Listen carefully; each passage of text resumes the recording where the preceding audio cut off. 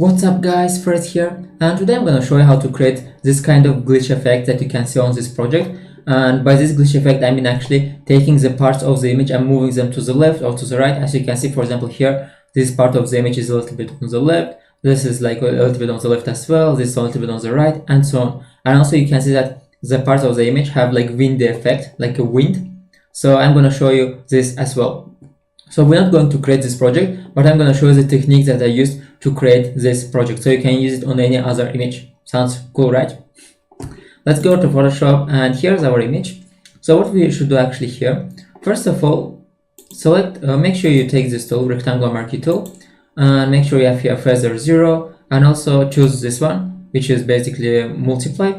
So just choose this one, you will see what I mean right now. So now, for example, if I start drawing, for example, I create this area, and then for example we can create a area like this. Basically we need to create areas that we want to move. For example, here you see these areas. Now we're going to draw these areas. Okay, so basically with this we just create the areas that we want to move, like this, something really narrow, or maybe like a rectangle, just to few areas. Okay, that's why very important to select this tool here, because with this one we can connect them. If we had this selected, then we could make only one selection, and then like this. So just to try to make few, and you can change it later anyway. So like this, like this, like this, and yeah, this should be fine. Now make sure your image is selected, and now what you have to do, you have to press Ctrl or Command plus J. So if you have Windows, just press Ctrl plus J. If you have Mac, just press Command plus J. So for example, if I do it, see what happens. When I do it now, I have created a separate layer from my selection. Basically, if I turn off this image, you can see that the selection is now on a separate layer. If for some reasons it doesn't work for you, or you can't find the keys, what you can actually do, let's go back. Let's go back.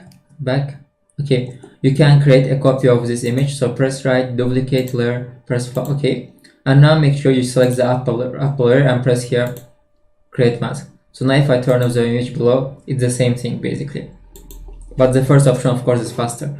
Now what we should do, select the first tool, and now we should move this part. So let's go to edit and free transform, and if I move them now, see what happens. We're already creating this kind of interesting effect. So just decide where you want to move them, to the left, to the right, or to the up. It depends on you.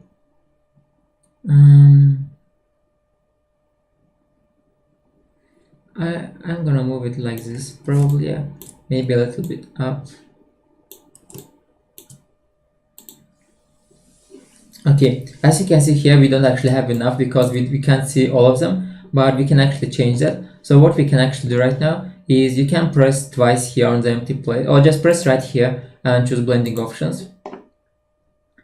Wait, okay, and now when we are here, layer style is open, so make sure your blending options is selected. And here we have channels RGB. For example, if I turn off one of the channels, let's say I turn off R, see what happens. We start seeing these colors here if you're already. Or for example, let's turn on R, let's turn off G, different color, let's turn off B, different color. So every time we turn off some colors, different colors start appearing. For example, I can make it like this and press OK. And then we can actually continue. For example, I can select this layer again. I can press right and duplicate layer. Okay. Again, I can go to my rectangular marquee tool, make a few more selections like this. So this here, this one. You know, just play with it, because it doesn't look always good from the first time, because sometimes you make a selection and it looks horrible, so you have to do it again. But that's normal with Photoshop, because you never get things perfect from the first time.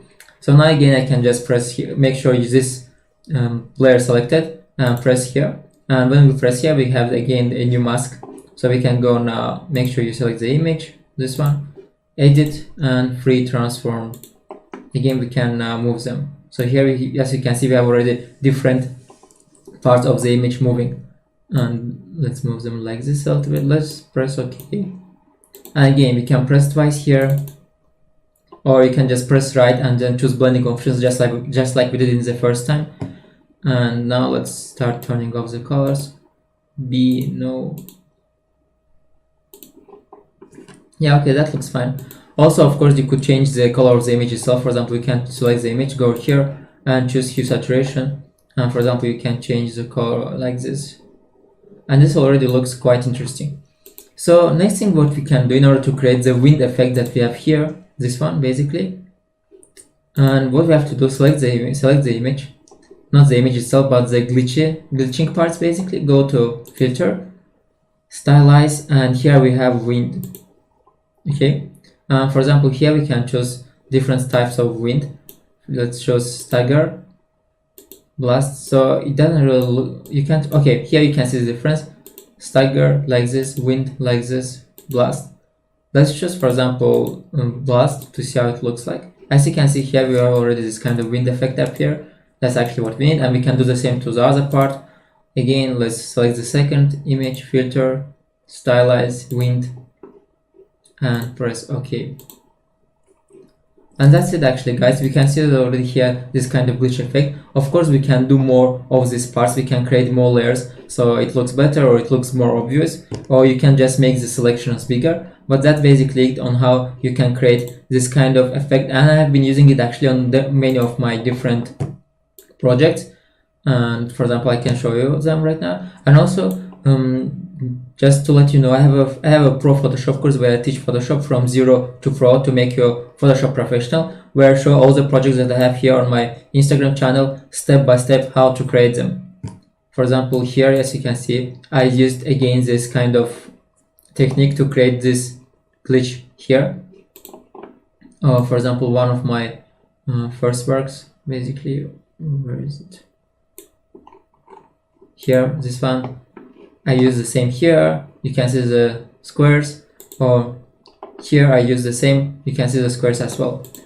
That's it, guys. I hope you like this tutorial, and see you till the next lesson. Bye.